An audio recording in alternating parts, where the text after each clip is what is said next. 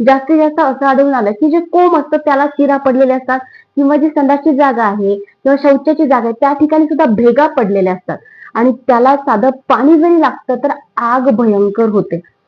म्हणजे खरंच त्या ठिकाणी रुग्ण कसा सहन करतो हे रुग्णालाच माहिती.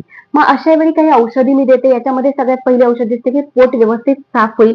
ती जागा जी आखडलेली असते, संकुचित झालेली असते ती मोकळी होईल आणि शौचालय व्यवस्थित साफ होईल अशी औषधी देते.